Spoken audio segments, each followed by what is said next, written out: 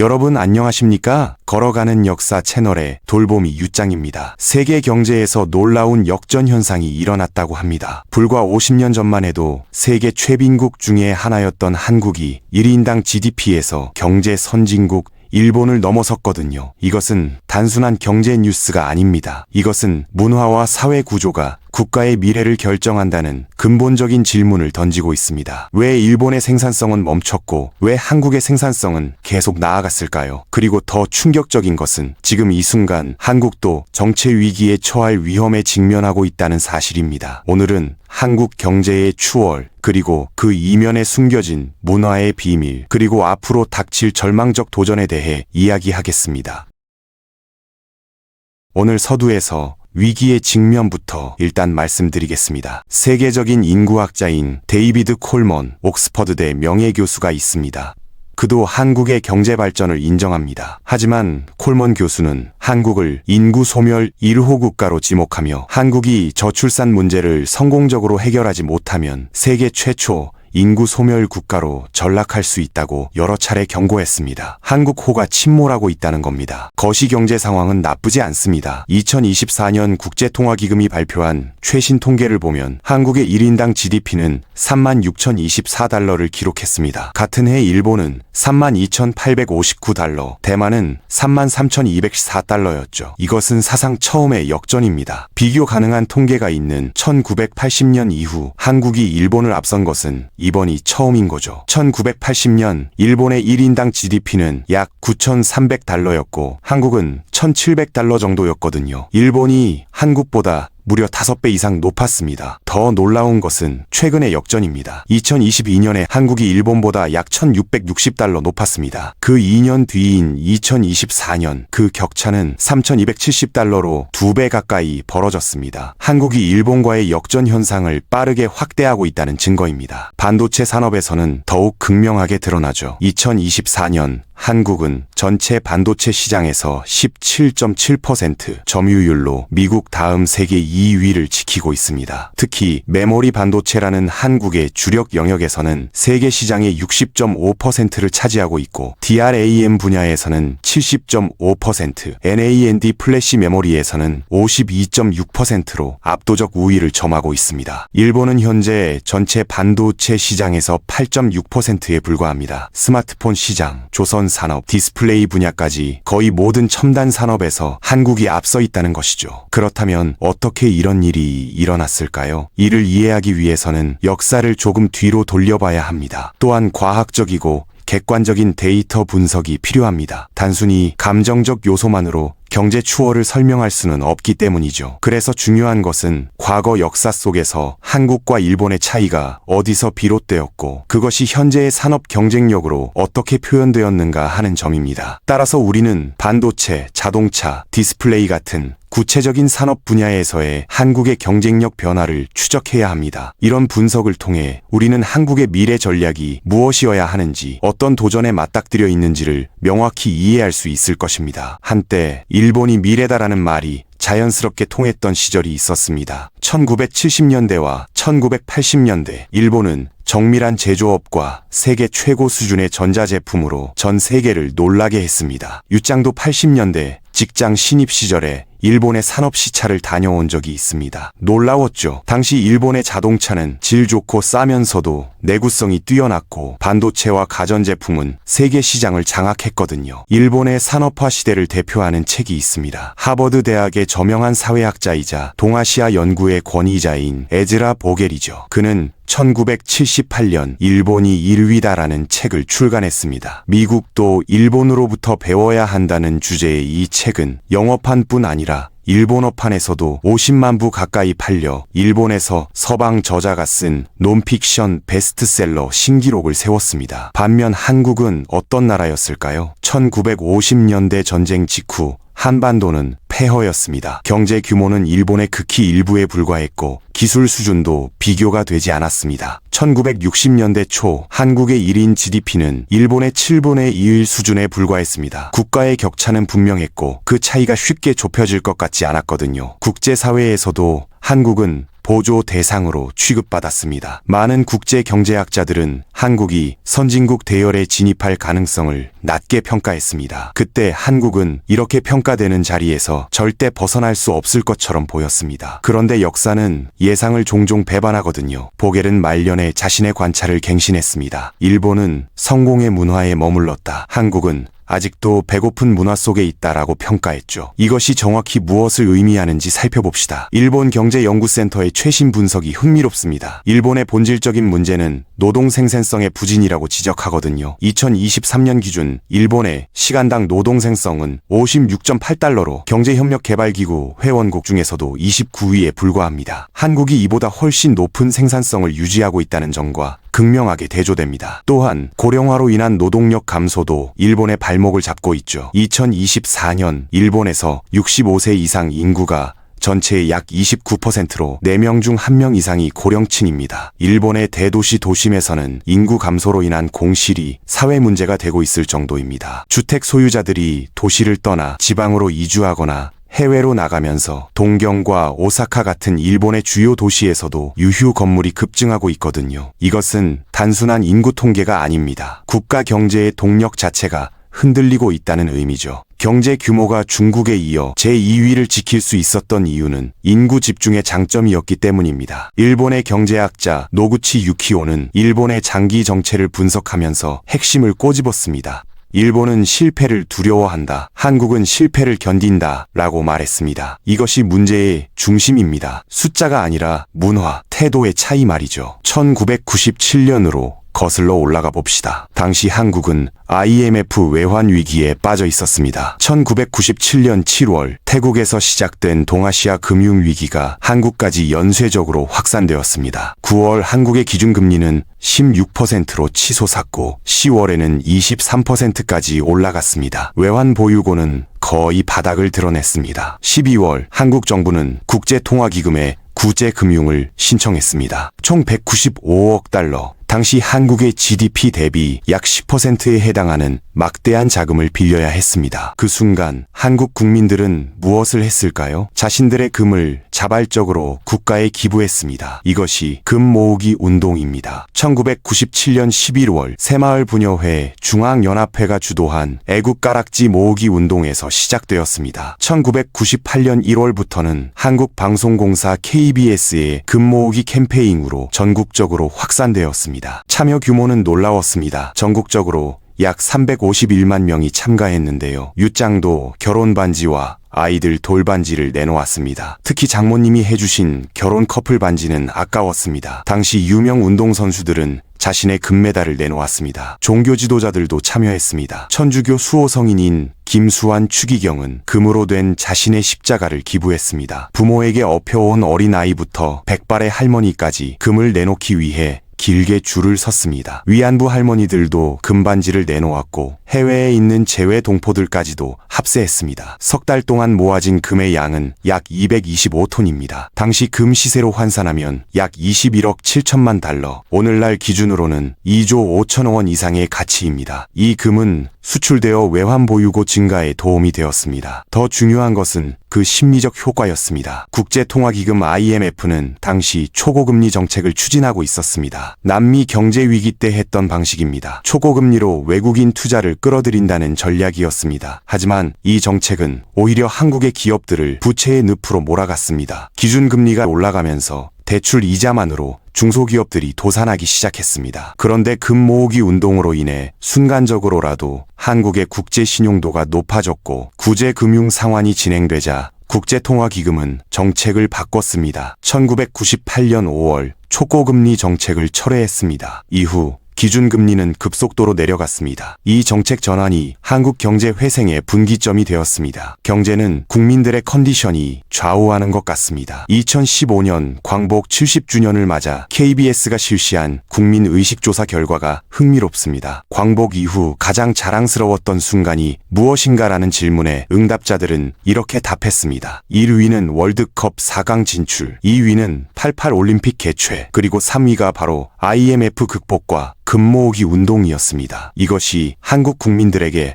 얼마나 큰 긍정의 에너지로 작용했는지를 잘 보여줍니다. 이제 핵심 질문으로 돌아갑시다. 이 금모으기 운동이 시사하는 바는 무엇일까요? 한국 정부가 당시 상황을 통계화한 자료를 보면 참여한 국민들의 심리 상태가 얼마나 특이했는지 알 수 있습니다. 경제 위기에 직면한 거의 모든 국가들이 인플레이션, 실업, 빈곤 심화 같은 악순환에 빠집니다. 하지만 한국은 달랐습니다. 1998년 실질 국내 총생산이 마이너스 6.9%를 기록했음에도 국민들은 자발적으로 금을 모으고 희생을 감수했습니다. 이것은 그냥 경제 위기 극복의 작은 사례가 아닙니다. 이것은 한국 사회의 근본적인 문화 특성을 드러내는 사건입니다. 한국 사회학자들과 역사가들은 이를 정이라 부릅니다. 정은 단순한 친절이나 인간관계를 의미하지 않습니다. 정은 관계에 대한 책임감입니다. 같이 가야 산다는 집단적 감각에 가깝습니다. 외환위기 당시 많은 국민들이 자신의 금을 내놓은 것은 명령이나 강요가 아니었습니다. 그것은 사회적 정서에서 비롯된 자발적 행동이었습니다. 위기의 순간 개인의 이익보다 공동체의 생존을 우선하는 태도 말이죠. 이런 정서는 수백만 명이 동시에 금을 모으는 현상으로 나타났고 의료진이 대기한 채 기업인, 학생과 노인이 함께 긴 줄을 서는 장면을 만들었습니다. 이 태도는 산업 현장에서도 반복됩니다. 한국의 대기업과 중견기업들이 보여주는 위기 대응 속도를 보세요. 반도체 산업에서 새로운 공정을 개발할 땐 또는 스마트폰 시장의 급변에 대응할 때 한국 기업들은 조직 전체가 한 방향으로 움직입니다. 개인의 효율성이나 작업 시간보다 조직의 생존이 먼저라는 인식이 작동합니다. 초과 근무는 당연시되고 주말 근무도 이상하지 않습니다. 경영진과 현장 직원이 함께 문제를 해결합니다. 이것이 한국 산업의 비정상적으로 빠른 위기 대응력의 배경입니다. 반도체 공정 전환 시간, 신제품 개발 기간, 생산량 증대 속도 모두에서 한국이 경쟁 국가들보다 뺍니다. 이것이 경쟁 우위로 나타났습니다. 두 번째 핵심 가치는 흥이죠. 이 단어도 재해석이 필요합니다. 흔히 흥이라 하면 가벼움이나 흥청거림을 떠올립니다. 하지만 문화적 차원에서 보면 흥은 몰입을 가능하게 하는 에너지입니다. 한국 문화가 가진 에너지, 일을 즐기면서도 집중하는 태도 말이거든요. 한국 기업들은 기술을 단순한 기능으로만 만들지 않았습니다. 경험과 이야기, 감정으로 확장해왔죠. 스마트폰 시장을 보세요. 초기에 일본의 소니, 샤프 같은 전자회사들도 스마트폰 시장에 진출했습니다. 하지만 그들은 높은 완성도를 추구하는 데 집중했습니다.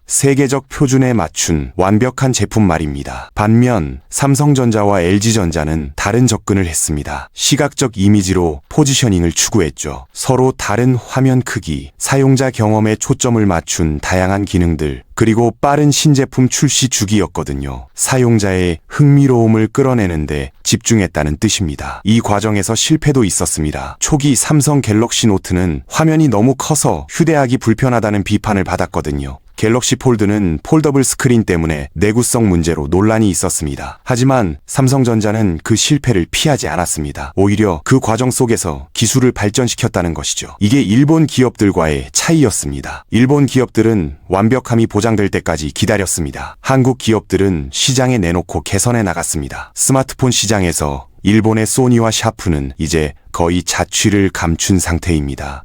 반면 삼성전자의 갤럭시는 전 세계 스마트폰 시장의 약 20% 이상을 점유하고 있습니다. 이것이 흥의 실제 모습입니다. 세 번째 가치는 한입니다. 이 개념이 가장 이해하기 어렵죠. 서양 문화권의 사람들은 한을 한국인의 슬픔 정도로 번역하려는 경향이 있습니다. 하지만 한은 단순한 감정이 아니라 역사적 경험에서 비롯된 문화 심층의 저수지라고 할 수 있습니다. 한은 원한이나 절망과는 달라요. 오히려 절망 속에서도 다시 일어서겠다는 의지를 포함하고 있습니다. 한국인들은 역사적으로 여러 번의 침략, 식민 통치, 전쟁을 겪었거든요. 1910년 국권을 빼앗기고 1945년 분단을 겪었고 1950년 전쟁이 터졌습니다. 그 와중에도 한국인들은 다시 일어섰습니다. 이것이 개인의 차원에서는 실패에 대한 탄력성으로 나타나고 사회적 차원에서는 빠른 회생력으로 나타나죠. 기업 현장에서 이것은 어떻게 드러날까요? IMF 위기 이후 한국의 기업들은 구조조정을 단행했습니다. 수많은 직원들이 일자리를 잃었습니다. 하지만 그 과정 속에서 기업들도 국민들도 다시 일어서야 한다는 의지로 뭉쳤죠. 이 의지가 2000년대 중반 이후의 경제 성장으로 이어졌습니다. 인고의 시간이 있었고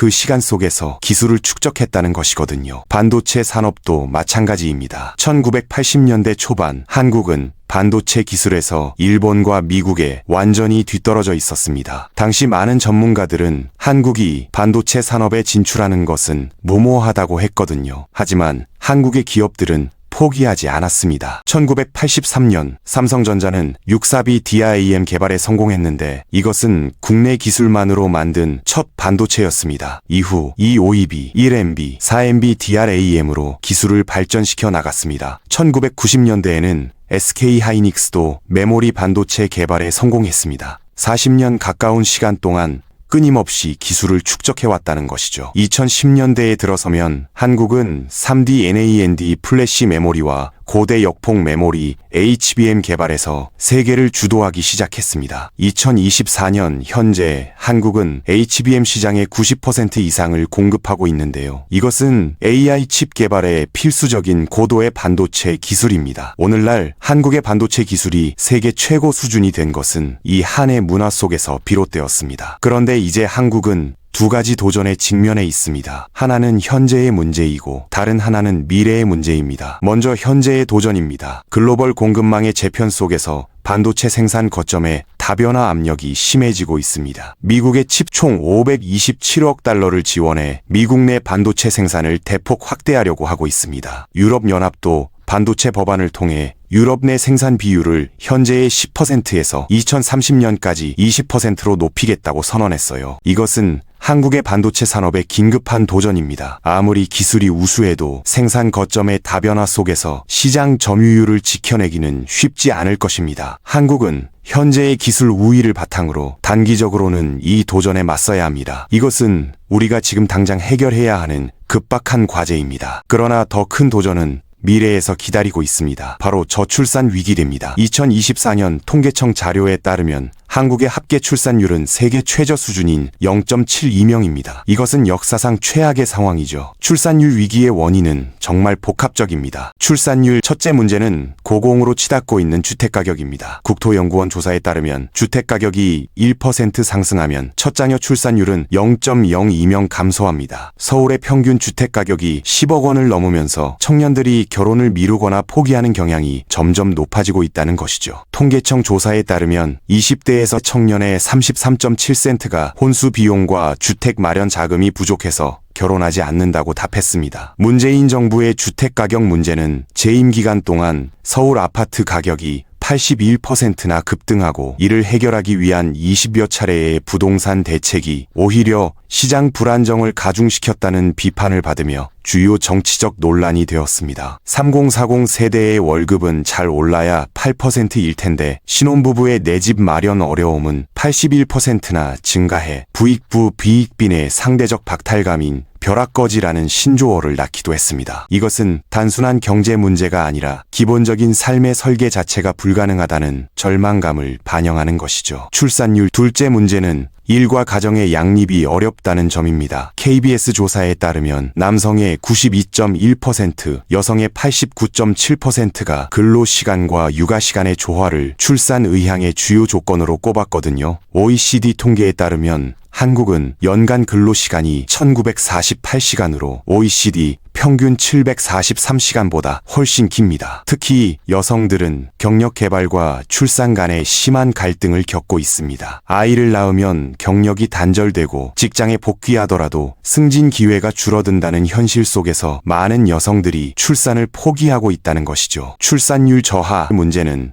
양육비용 부담입니다. 사교육비, 아이 돌봄비, 보육료가 지속적으로 증가하면서 청년들이 출산을 포기하는 경향이 높습니다. 한 명의 자녀를 대학 입학까지 키우는 데 드는 비용이 약 3억 원대라는 조사 결과도 있거든요. 원천적 해결 방안은 무엇일까요? 이것은 단순한 경제 지원으로는 해결될 수 없습니다. 독일과 프랑스는 GDP의 4% 이상을 저출산 예산에 지출하는데 한국은 그 3분의 1 수준입니다. 2024년 기준 한국의 저출산 관련 예산은 약 15조 4천억 원 수준인데 이를 GDP에 비례해서 계산하면 약 1.3%에 불과합니다. 이것은 인구 위기를 해결하기 위한 투자로서는 절대적으로 부족합니다. 따라서 정부는 저출산 대응 예산을 대폭 확대해야 합니다. 더 중요한 것은 구조적 변화입니다. 출산율 회복의 첫째 과제는 주거 불안정 해결입니다. 정부의 뉴홈 공공분양주택 사업처럼 신혼부부에게 저렴한 주택을 공급하는 정책을 강화해야 합니다. 현재 정부는 2023년부터 2027년까지 공공분양주택 공급량을 2018년 이후의 3배 이상으로 늘리겠다고 약속했거든요. 또한 매입 임대주택 10만 호 중에서 4만 호를 신혼 출산 가구에 배정하기로 했습니다. 이런 정책이 확대되면 청년들의 주거 부담이 어느 정도 경감될 수 있을 것이죠. 출산율 회복의 둘째 과제는 가정의 양립 지원입니다. 네덜란드는 법적으로 모든 근로자가 유연근무를 요청할 수 있는 권리를 보장하고 있거든요. 결과적으로 네덜란드의 출산율은 1.68명으로 비교적 건강한 수준을 유지하고 있습니다. 한국도 이런 제도적 변화가 필요합니다. 육아휴직 사용, 시간제 근무, 재택근무 등이 경력 단절로 이어지지 않아야 합니다. 특히 남성의 육아 참여를 사회적으로 장려해야죠. 현재 한국의 아버지 육아휴직 사용률은 매우 낮습니다. 출산율 회복의 셋째 과제는 교육과 보육의 공적 책임 강화입니다. 사교육에 의존하지 않고도 아이를 키울 수 있는 공교육 체제를 만들어야 합니다. 서울대학교 보건대학원 조영태 교수는 대한민국의 초저출산 원인 중 하나로 과도한 교육비 부담을 꼽고 있거든요. 공교육만으로도 충분한 교육을 제공한다면 청년들의 양육 불안감이 많이 줄어들 수 있을 것입니다. 가장 근본적인 해결 과제로는 사회의 경쟁구조 완화와 가족 공동체의 가치 회복이 될 겁니다. 서울공화국이라 불릴 정도로 수도권이 집중화되어 있는 현상을 해결하고 지역별 균형 발전을 추구해야 합니다. 전문가들은 대한민국의 초저출산은 서울로 인한 과도한 집중화가 핵심 원인이라고 지적했습니다. 집값이 높고 경쟁이 심하고 입시 체계가 단절된 서울에서는 아이를 키우는 것 자체가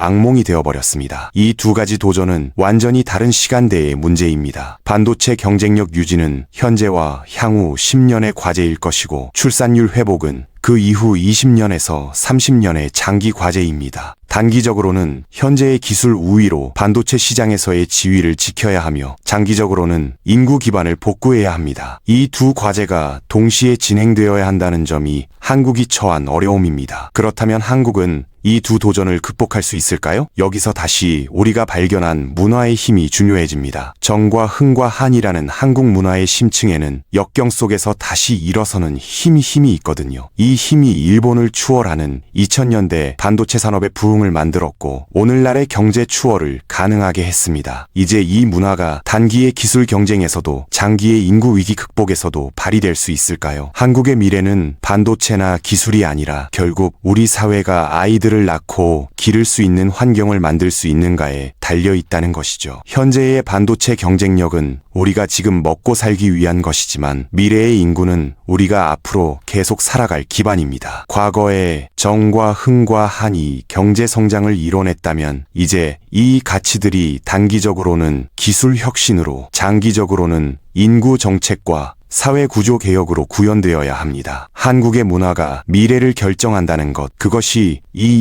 이야기의 핵심입니다.